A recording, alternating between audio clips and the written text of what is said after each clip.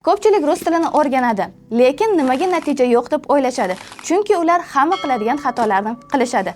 Agar siz rus tilida yaxshi natijaga chiqmoqchi bo'lsangiz, siz o'zingizdagi xatolarni topishingiz va ularni ustida ishlashingiz kerak bo'ladi. Keling, bugun siz bilan eng ko'p tarqalgan 5 ta xato haqida gaplashamiz. Ungacha siz videoga like bosing va videoni oxirigacha ko'rishni unutmang. Birinchi xato bu grammatika kerak emas deb o'ylash. Ko'pchilik rus tilida so'zlarni bilsam va ularni to'g'ri talaffuz qilsam, grammatikasiz bemalol gaplasha olaman deb o'ylashadi. Lekin so'zlarni bir-biri bilan to'g'ri bog'lash uchun bizlarga grammatika kerak bo'ladi. Keling, misolda ko'rib chiqamiz. Misol uchun o'zbek tilida biz men seni kutmoq desak, suhbatdoshimiz bizni tushunishi mumkin. Ya тебя ждать. Suhbatdoshingiz sizni tushunadi. Lekin siz rus tilida yoki bo'lmasam o'zbek tilida grammatikani bilmasligingizni va xato bilan gaplashayotganingizni ham biladi.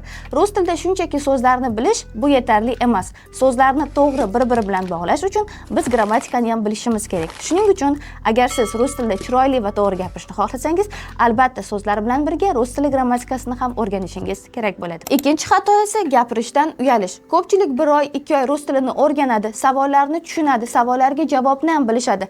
Lekin kimdir savol berganida javob qaytarishdan uyalishadi.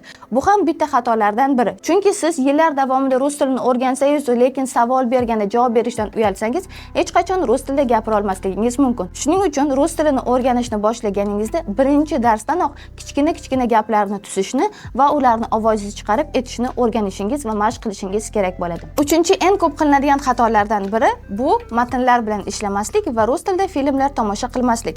Agar siz matnlar bilan ishlasangiz, bu sizga yangi so'zlarni tez va oson o'rganishingizga yordam beradi. So'z boyligingiz ko'p bo'lsa, siz fikrlaringizni erkin bayon qilishingiz mumkin. Filmlar tomosha qiladigan bo'lsangiz, bu sizni rus tilida eshitish qobiliyatingizni rivojlantiradi. Ya'ni kimdir rus tilida gapirganda siz bemalol tez gapirsa ham uni tushunishingiz mumkin.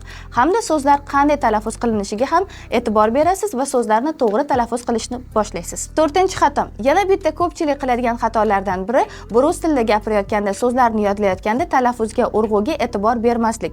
Rus tilida ko'pchilik so'zlarni o'rganadi va ular qanday yozilsa, xuddi shunday talaffuz qilinishadi. Misol uchun moloko deb o'qishadi, myagki deb o'qishadi, ili chto deb o'qishadi. Lekin bu so'zlar boshqacha talaffuz qilinadi va urg'uga e'tibor berib o'qishimiz kerak bo'ladi. Misol uchun moloko deb yozilsa, biz malako deb o'qishimiz va gapirishimiz kerak bo'ladi. Lyogi so'zni esa biz lyogki deb o'qishimiz kerak. Chto yozilgan bo'lsa, shto deb o'qishimiz kerak. Shunda siz agar urg'uga va talaffuzga e'tibor bersangiz, rus tilida chiroyli gapirishni o'rganasiz. Buning uchun siz so'z yozayotganingizda nafaqat so'zni qanday yozilishiga, balkim uni qanday talaffuz qilinishiga ham e'tibor berishingiz va so'zni bir necha marta baland ovozda talaffuz qilishingiz kerak bo'ladi. Beshinchi xatoyimiz esa bu o'rgangan narsalarni takrorlamasligimiz. Xohlagan faningizni yoki tilingizni o'rganayotganda agar siz ma'lumotni takrorlamasangiz, u esingizdan chiqib qolishi mumkin.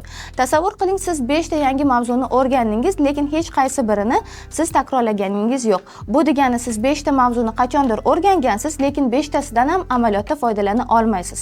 Bunday bo'lmasligi uchun siz o'rgangan mavzuyingizni vaqtida takrorlashingiz va yaxshilab o'zlashtirishingiz kerak bo'ladi. Shundagina siz olgan bilimlaringizdan har doim amaliyotda foydalanishingiz mumkin bo'ladi.